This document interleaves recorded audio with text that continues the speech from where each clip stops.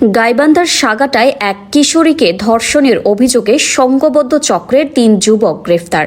গাইবান্ধা প্রতিনিধি মোহাম্মদ জাকির হোসেন লিটন জানান, গাইবান্ধা সাগাটা উপজেলার ৫ নং কচুয়া ইউনিয়নের গাছাবাড়ি গ্রামের মণ্ডলপাড়া এলাকায় গত শুক্রবার রাত আনুমানিক ১২টা থেকে ১২:৩০টার দিকে জৈনিক কিশোরী তার নিজ শয়নঘর থেকে মোবাইল ফোনে কথা বলতে বলতে আঙ্গিনায় বাহির হয়ে আসলে সংঘবদ্ধ চক্রের ৪ যুবক তাকে মুখ চেপে ধরে জোরপূর্বক তুলে নিয়ে বুরুঙ্গুলি নামক বিলের ধারে ক্ষেতের ভিতরে নিয়ে গিয়ে সংঘবদ্ধভাবে তাকে ধর্ষণ করে।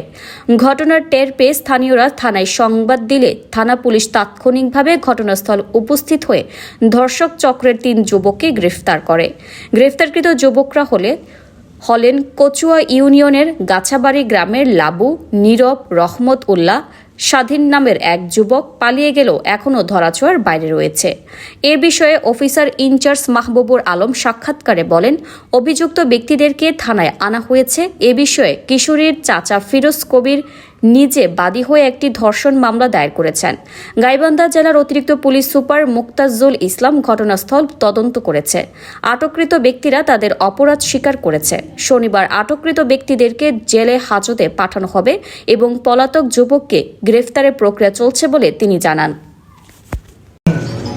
এলাকার লোকজন এবং যারা অ্যারেস্ট আছে আমাদের কাছে তাদের ভাষ্য অনুযায়ী মোটামুটি সবকিছুই মিলেছে। ৪ জন মিলে একটা গণধর্ষণের ঘটনা ঘটেছে। তো ভিকটিমও আমাদের হেফাজতে আছে। আইনগত প্রক্রিয়ার জন্য আমরা তাকে হেফাজতে নিয়ে যে মেডিকেল করাবো, অন্যান্য প্রক্রিয়া আছে সেগুলো সম্পন্ন করার জন্য আমরা তাকে আমাদের হেফাজতে রেখেছি। আর এই যে অপকর্ম যে করেছে যে ৪ জন, তার মধ্যে একজন পলাতক আছে, ৩ জনকে আমরা গ্রেপ্তার করতে সক্ষম হয়েছি এখন পর্যন্ত। মামলা অলরেডি একেবারে অল্প কিছু সময়ের মধ্যে রুজু হয়ে যাবে, প্রক্রিয়াধীন আছে। সেটা মামলার বাদী কে হয়েছেন? বাদী হলো ভিকটিমের চাচা বাদী হয়েছিল।